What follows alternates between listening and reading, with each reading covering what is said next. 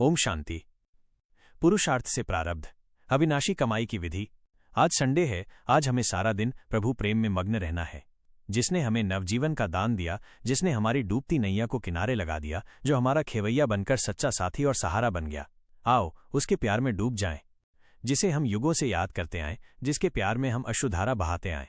आओ आज सारे संसार को भूल जाएं और उसके परम पवित्र प्यार में मग्न हो जाएं, जिसने आकर हमें सब कुछ दिया, हमारा सोया हुआ भाग्य जगा दिया, जिसने हमें दिव्य नेत्र दिया, जिसने आकर प्यार से हमारी पालना की। हम सोए हुए थे, आकर हमें जगाया। तो आओ खो जाएं, मग्न हो जाएं उसके प्यार में। उसके सिवाय कुछ भी दिखाई न दे, उसकी आवाज के सिवाय और किसी की आवाज सुनाई न दे। वो सबसे प्यारा है, उसे देखते ही रहे, बस उसकी दिव्य स्मृति में मग्न हो जाएं। तो आज पुनः संडे है और हम सभी को मौन भट्टी करनी है। आप सभी बहुत ही अच्छी तरह ये भट्टी कर रहे हैं। बहुत खुशी की बात है कि सारे संसार में कितने ही हजार ब्राह्मण संडे को भट्टी कर रहे हैं। एक साथ सभी के एक संकल्प में स्थित होने के वाइब्रेशंस इस संसार का बहुत बहुत कल्याण करते हैं। तो पुनः हम इस भट्टी का आनंद लेंगे। हमें यह भी याद रखना है कि हम इस सृष्टि के उद्धार मूर्त और आधार मूर्त है। हम ब्राह्मण कुलभूषणों के भी आदर्श है। ये यदि कोई भी श्रेष्ठ पुरुषार्थ करते हैं तो उसको अनेक लोग फॉलो करने लगते हैं। और आप सभी को यह भी ध्यान रखना है कि ऐसी भट्टी की प्रेरणा अनेकों को दें, सबको सही मार्ग दिखाने और विश्व में चारों ओर सुख शांति की स्थापना के कार्य में आप निमित्त बने। क्योंकि बहुत लोग पूरे 6 दिन बहुत व्यस्त रहते हैं, तो ये 7वां दिन वो अपनी अविनाशी कमाई में लगा दें। यही कमाई सदा हमारे साथ चलने वाली है। यही वो कमाई है जिसकी हमें जरूरत थी। आज सभी ये भी चिंतन करेंगे कि क्या हम वो कर रहे हैं संगम युग पर जो हमें कर लेना चाहिए। क्या हम वो सब कुछ कर रहे हैं जो हम कर सकते हैं। जो हमसे नहीं हो सकता उसे तो छोड़ दे, पर जो हम अच्छे से अच्छा कर सकते हैं, आज उसका चिंतन करेंगे। अपनी ही इस व्यस्त दिनचर्या में हम सारा दिन अच्छे से अच्छा क्या अभ्यास कर सकते हैं।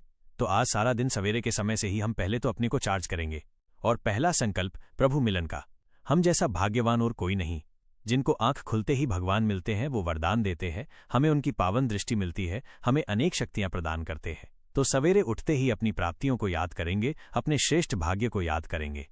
और जब हम अपने भाग्य को याद करते हैं तो हमें बाबा बहुत प्यारा लगता है। तुमने आकर हमें क्या से क्या बना दिया। तुमने आकर हमारी काया बदल दी, हमारे जीवन को नई धारा प्रदान कर दी। और फिर सवेरे 5 स्वरूपों का अभ्यास 5 बार अवश्य करेंगे। इसमें चाहे तो आधा घंटा लगा सकते हैं। ये है मेरा असली स्वरूप, ये वर्तमान स्वरूप, और ये वो स्वरूप जो मैं बनने जा रहा हूं। बहुत गुड फीलिंग इस तरह की करेंगे और फिर ग्लोब पर बैठकर सारे संसार को सकाश भी देंगे।